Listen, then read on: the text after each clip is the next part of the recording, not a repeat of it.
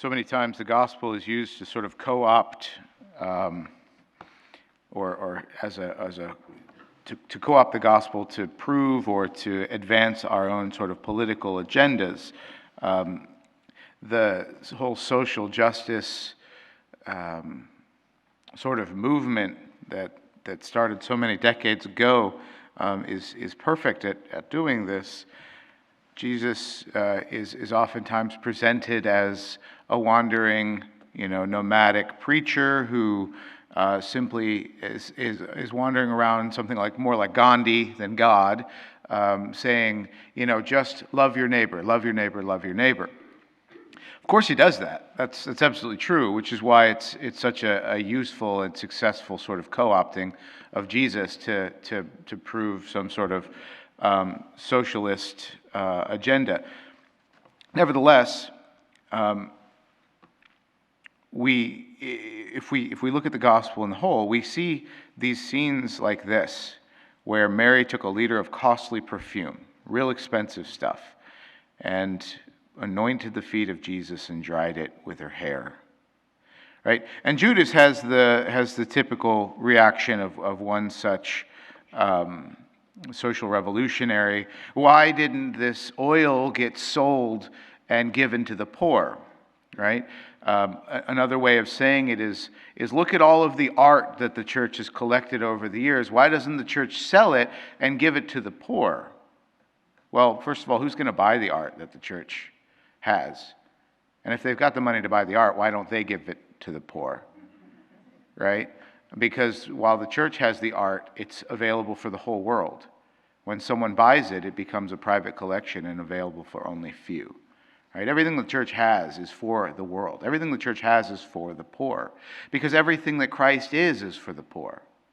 Right? And when we fail to see the unity of idea between loving God and loving neighbor, when we try to strip those things apart, we become wicked and wretched people on both sides.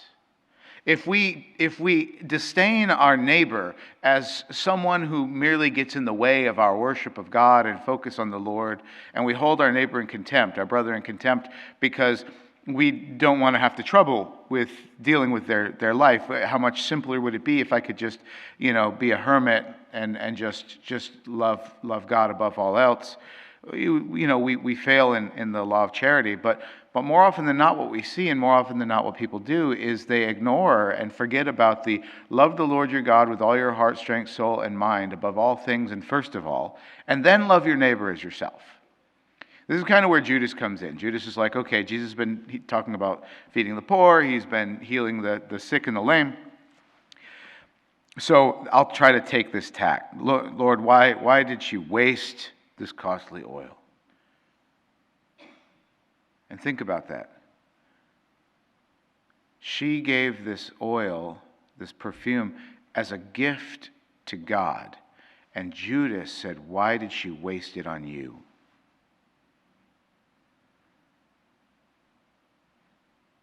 That's, when you think about what that means, when you think about the import of that, Jesus himself is sitting, this is such an obvious thing. Jesus, the Son of God, is sitting there. There is no oil costly enough to be worthy of touching his feet, and yet Judas holds him in disdain for this.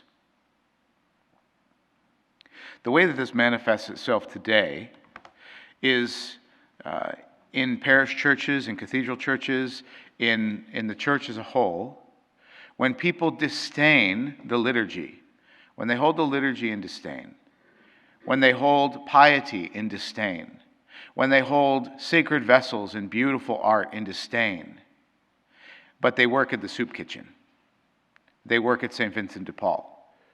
They work, at whatever charitable Habitat for Humanity. These things are all wonderful things, and I wish every member of this parish was involved in something like that. I wish every member of this parish had some footprint, some fingerprint on our St. Vincent de Paul. I wish every person in our parish had some involvement with the charitable fraternal order of the Knights of Columbus. I wish every parishioner in this parish had some involvement in mentoring at-risk teenagers or at-risk youth. I wish every person in this parish had some involvement with easing the suffering of the poor and the weak, but only after we loved the Lord our God as best as we could. Only after that. Because it's only after we love the Lord our God with our whole heart, strength, soul, and mind do we even begin to fathom how to love the poor. If we don't love the Lord our God with our whole heart, strength, soul, and mind, when we go to love the poor, we're going to love them with a pathetic love, with a love that is restricted to the worldly sense. I'm just going to feed your belly today. Compared to the gift of the gospel that we can impart to those whom we serve when we have loved the Lord our God first, that is a paltry sum.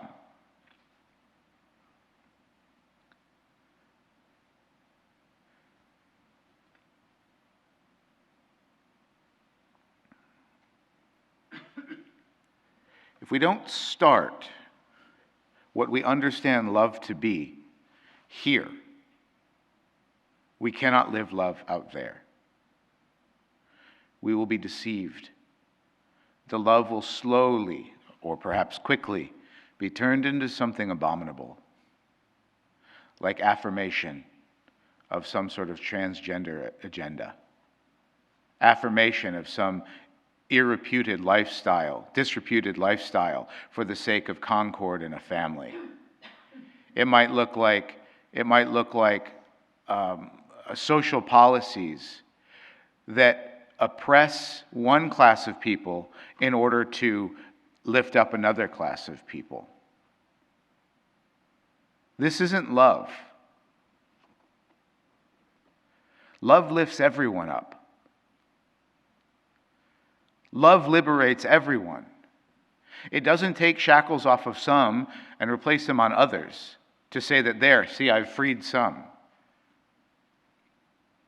It doesn't hurt some in order to change the trajectory of the hurt that's being spewed so that this group of people has relief now and this group of people, though, is suffering. And when we see that in the polarity of our society all the time, I don't think people who suffer with gender dysphoria should be persecuted. That situation sucks. But I don't think we should call people who say that gender dysphoria is a delusion should suffer either for calling a spade a spade. Out there, to say that would be hate speech. And if you're in here and that's hate speech, maybe you need to consider where you are. Because God loves all people. And as an agent of God's gospel, I cannot justify hurting a different group of people just to give relief to somebody else. To persecute, this person because this person has been persecuting that person. That's not a way to do that either. We can only thread that needle, so to speak, if the definition of love that we understand is one that we receive from God, who is love himself, and not what somebody in the world has told me love means, and not what I myself have defined love to mean because it's the way that I like to be loved. Have you ever considered that? You guys kind of are familiar with the love languages? Is that anybody not familiar with the love languages? Okay, good. That's great. So there's a couple sort of general universal ways that people give and receive love. Words of affirmation. Hey, good job. You did a great job today. For some people, they just melt inside when you say that to them. They're just like, oh, and they just feel like they're on the moon, right? So we got words of affirmation. Physical touch. Some people, like Father Tim, love to be hugged. If he's having a bad day, if you see him frustrated, the best thing that you could do for it, just go over and give him a big hug. And he will just melt inside, and the whole world will be right for him. I used to have an emoji for him. It was a cactus with a little collar. So physical touch, words of affirmation, gift giving. Some people love to give gifts, and some people love to receive gifts. The idea of receiving a gift for somebody means to them, this person thought of me when I wasn't around, and I was on their mind, and they loved me. And then quality time. Just to know that somebody wants to be around me, right? Like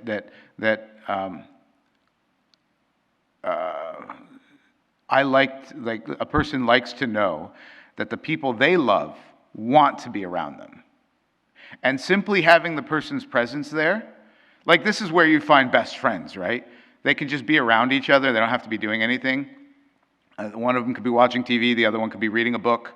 And they're perfectly, absolutely content because they're receiving the love. They're receiving the way that they want to receive love, which is the quality time with the other person. Did I miss one? Are there 5 of them? Food? Service, acts of service. That's not food, but acts of service, yes. Yeah. Yeah, an act of service. And I'll give you an example of this one. Somebody came up to me a couple weeks ago and said, Father, I'd like to clean your truck. And now, the truck wasn't particularly dirty. It wasn't like, Father, you're an embarrassment to everybody. That truck is up on the hill. People see it when they come in. Let me clean it. No, he was just like, this is a thing that I do, and I'm good at it. Can I do this for you? Right? That's a way of giving love. So these 5 ways are sort of general: acts of service, physical touch, quality time, words of affirmation, and gift giving. I don't think I repeated any of those. These are kind of ways that we like to give gifts. Now, why am I talking about this? Because I started this little expose on the love languages when I said that we can't even define love based on what we want love to be defined as, and this is why. Because we all have ways that we like to be loved. Of those 5 things, there's probably one of those things in particular you're like, yeah, that's me. I like to receive gifts, or I like to have quality time spent with me, or I like words of affirmation, I just melt inside, or I love it when somebody comes up and just puts a hand on my shoulder. I love whatever. Here's the risk, though.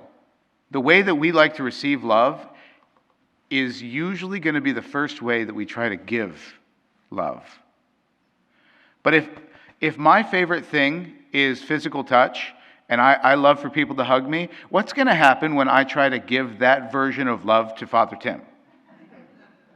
Right? The world will end. Like, the fissures will open, lava will explode, the meteorites will come down from the sky, the terrible things, right? I have to be aware that just because I like to be loved a certain way doesn't mean somebody else likes to be loved a certain way. The way that we love somebody else is not the way that we ought to, or the way we want to love them. The way we love other people is by learning who they are and loving them the way that they need and want to be loved. Right? Here's the point. The point is we cannot allow the world to define for us what love is. And we cannot limit ourselves to defining for ourselves what love is. We must learn what love is from our worship of Him who is love itself. If we do not start love here, we cannot love out there. If Judas Iscariot holds Mary and Jesus in contempt because they are loving each other the way that they want, Judas Iscariot holds all humanity in contempt because he doesn't understand what love is. Jesus says the poor will always be with you. What he's saying is that there's always going to be an occasion for you to love your neighbor. But there will be limited opportunities for you to love me as I want to be loved. How often can you stay here and be at Mass? Right? Once a day? Maybe? Certainly once a weekend? We have to take advantage of those times. Those are the times when we can open up the perfumed oil of our hearts and pour them as a soothing balm across this altar to love the Lord Jesus, who opens his own heart and pours his own soothing balm of grace, coming forth from his side in water and in blood upon us.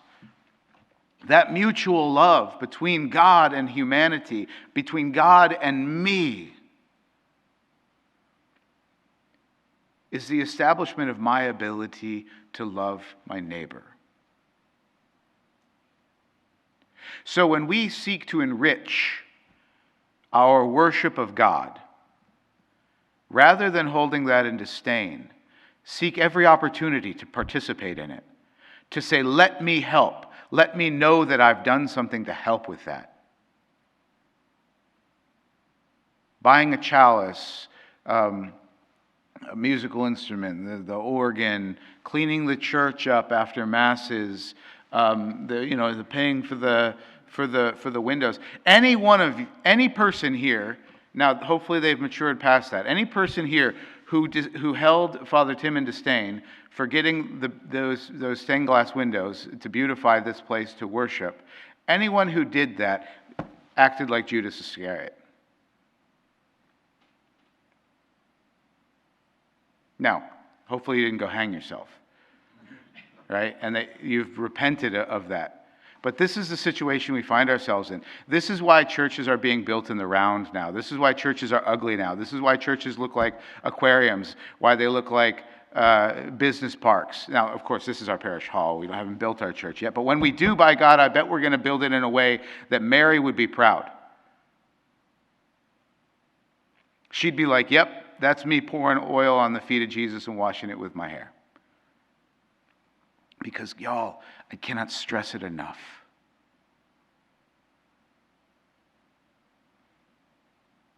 The liturgy, the Mass, acts of piety within our religion, these are the places where we encounter love itself and are taught by the way he loves us what love is, how we can love him, and in that unity, that community of love, how we can love our neighbor as ourselves.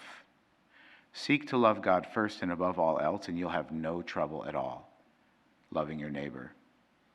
What that means is if everyone seeks to love God first and above all else,